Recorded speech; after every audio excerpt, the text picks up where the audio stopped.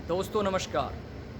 आप सभी का मेरे YouTube चैनल पर हार्दिक स्वागत है। मैं आशा करता हूँ कि आप सभी स्वस्थ एवं सुरक्षित होंगे। एक देश और एक समाज तभी तक संरक्षित रहता है, तभी तक सुरक्षित रहता है, तभी तक वो राष्ट्र तरक्की के पथ पर आगे बढ़ता है, जब उस राष्ट्र में, उस देश में हर नागरिक को समान अधिकार मिलते हों। दोस्तों, आज अंतर्राष्ट्रीय महिला दिवस है। आज का दिन विश्व के लिए एक अनूठा दिन है। अनूठा दोस्तों मैं इसलिए कहा इस दिन को, क्योंकि आज संपूर्ण विश्व के अंदर आप लोग देख रहे होंगे अनेक संस्थाएं, अनेक विद्यालय, अनेक ऐसे कार्यक्रम आयोजित कराएंगे जिससे लगेगा कि मानो अब समाज में सब कुछ सामान्य हो जाएगा। यानी कि जो देश के अंदर या दुनिया के अंदर दोस्तों जो अपराध है, महिलाओं के प्रति जो हिंसा है, वो अब निश्चित तौर पर ऐसा लगता है इन कार्यक्रमों को देखने के बाद कि अब निश्चित रूप से एक बदलाव आएगा। लेकिन आप साल दर साल यदि आंकड़े उठा करके देखेंगे तो दोस्तों स्थिति बहुत ही ख़राब है। भारत जैसे देश में स्थिति दोस्तों इससे भी काफ़ी बदतर है। यदि विश्व के अन्य देशों की तुलना में देखा जाए तो भारत जैसे देशों में आज भी महिलाओं को जो गौरव मिलना चाहिए, जो सम्मान मिलना चाहिए, जिसकी वह अधिकारी है, जिसका उन्हें हक है, वो नहीं मिलता। और यही कारण है दोस्तों कि हमारे देश की तरक्की उतनी तेज़ गति से नहीं हो रही है जितनी होनी चाहिए। एक राष्ट्र चाहे वो आर्थिक तौर पर हो, चाहे सामाजिक तौर पर हो या फिर राजनीतिक तौर पर हो, वो सशक्त तभी होता है जब उस देश का हर नागरिक समानता के साथ अपने जीवन को जीता हो और उसे हर प्रकार की सुख सुविधाएँ अपने जीवन के अंदर दी जाती हो, उसे आगे बढ़ने के समान अवसर हर क्षेत्र में दिए जाते हो। तभी वो राष्ट्र तरक्की के पथ पर आगे बढ़ता है और समाज के लिए वो बात कल्याणकारी सिद्ध होती है। दोस्तों, ये बात सही है कि पिछले 70-75 सालों में यदि बात की जाए तो हमारे देश का जो लिटरेसी रेट है, यानी कि जो साक्षरता दर है, महिला साक्षरता दर, वो लगातार बढ़ रहा है।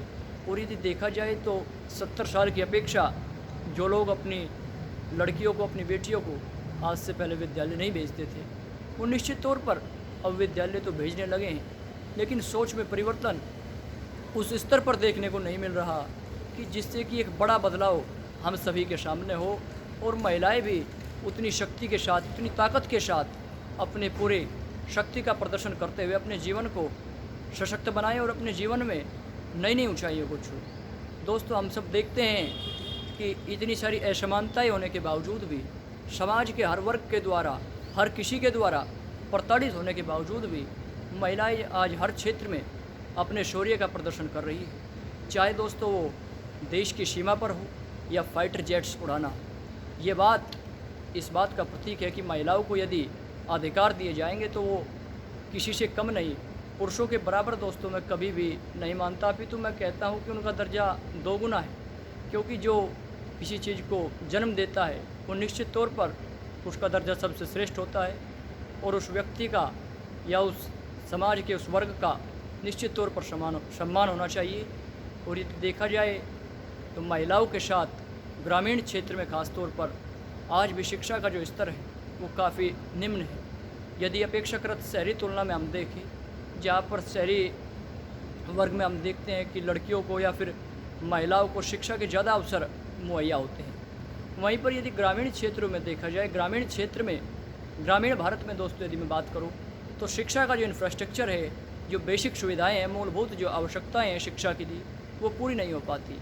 जिस विद्यालय में कंप्यूटर लैब है तो वहाँ पर कंप्यूटर्स नहीं चलते, कहीं पर ट्रांसपोर्ट की फैसिलिटी नहीं है। तो बहुत सारी ऐसी बाधाएं हैं कि हम अपनी लड़कियों को, अपनी बेटियों को विद्यालय में भेजते हुए भेजने से पहले 20 बार सोचते हैं कि कहीं कोई दुर्घटना न घटित हो जाए उनके साथ। दोस्तों, इस तरह का आज समाज के अंदर माहौल पैदा हो चुका है कि व्यक्ति के हृदय के अंदर एक अजीब सी हिचकिचाहट होती है, अजीब सा एक वेदना, अजीब सी एक पीड़ा होती है कि कहीं कोई दुर्घटना न हो जाए। कहीं ना कहीं दोस्तों इन सभी के लिए हम सब और ये समाज जिम्मेदार है, क्योंकि यदि हम स्वयं में कोई परिवर्तन नहीं ला सकते तो निश्चित रूप से वो समाज कभी तरक्की के पथ पर आगे नहीं बढ़ सकता। यदि हम हमेशा इस बात की शिकायत करते रहेंगे कि पहले दूसरा व्यक्ति सुधरे, पहले दूसरा व्यक्ति सुधरे, हम केवल दूसरों की तरफ यदि उंगली करते रहेंगे तो हमें ये बात ध्यान रखनी चाहिए, यदि हम एक उंगली अपनी तरफ दूसरे की तरफ करते हैं तो 4 उंगली दोस्तों मैं आपको बताना चाहूँगा हमारी तरफ भी उठती है। यानी कि यदि हम किसी व्यक्ति का एक दोष देख रहे हैं तो हमें ये ध्यान रखना चाहिए कि 4 दोष कहीं ना कहीं हमारे अंदर भी है। हमें अपने भीतर भी दोस्तों झांक करके देखना चाहिए, आत्म विश्लेषण करना चाहिए, आत्म अवलोकन करना चाहिए। दोस्तों यहाँ पर इसके बाद मैं बात करूँगा दहेज प्रथा की। समाज के अंदर एक इस प्रकार का ये विषैला सांप है दोस्तों, एक विषैला सांप मैं इस दहेज प्रथा को कहूँगा, जो समाज को, सामाजिक ताने बाने को बुरी तरीके से बर्बाद कर रहा है।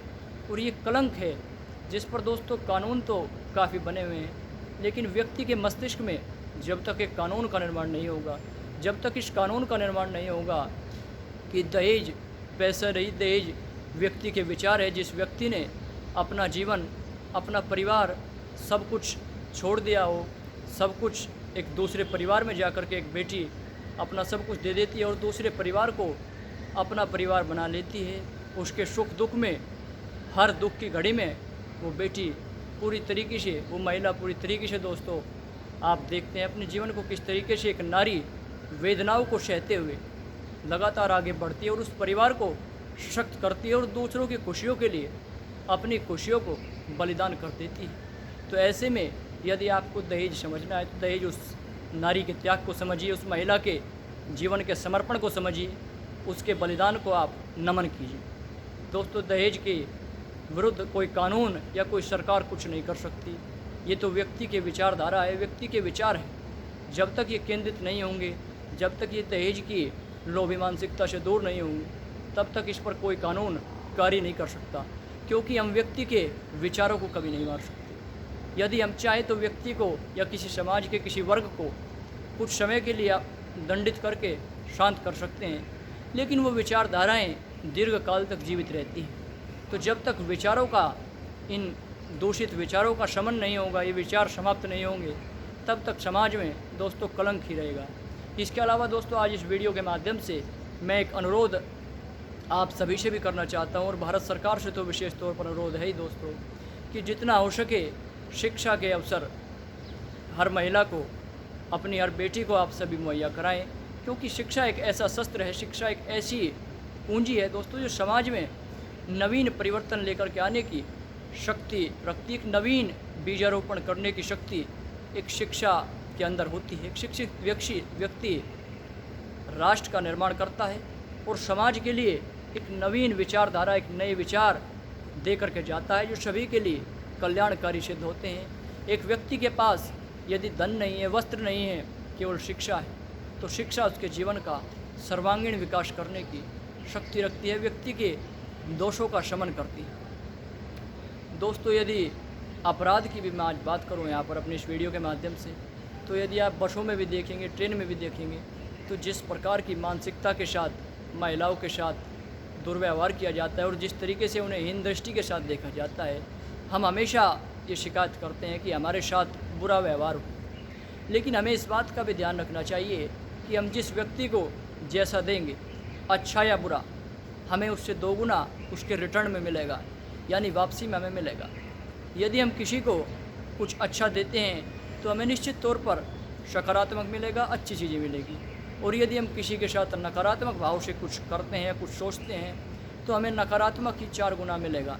जब हम किसी के साथ नकारात्मक भावनाओं के साथ कोई दुर्व्यवहार करते हैं तो वो व्यक्ति फिर डिस्ट्रॉयर बन जाता है, यानी कि विनाशक बन जाता है, जो समाज के लिए घातक होता है और धीरे धीरे ये विष पूरे समाज में फैलता चला जाता है। दोस्तों महिलाओं के विरुद्ध जो अपराध आज पूरी दुनिया के अंदर हो रहे हैं, वो निश्चित तौर पर एक चिंता का विषय है। निश्चित तौर पर उस पर कानून बनने चाहिए। दोस्तों अपनी इस वीडियो के माध्यम से आप सभी से मैं इतना ही कहना चाहूँगा कि जब तक आप सभी अपनी सोच नहीं बदलेंगे और उठ कर के आप खड़े नहीं होंगे, तब तक ये दिवस मनाने का, ये इस तरह के कार्यक्रम चलाने का कोई लाभ नहीं, केवल ये कागजी कार्यक्रम बन करके सिमट जाएगा। दोस्तों नमस्कार, जय हिंद।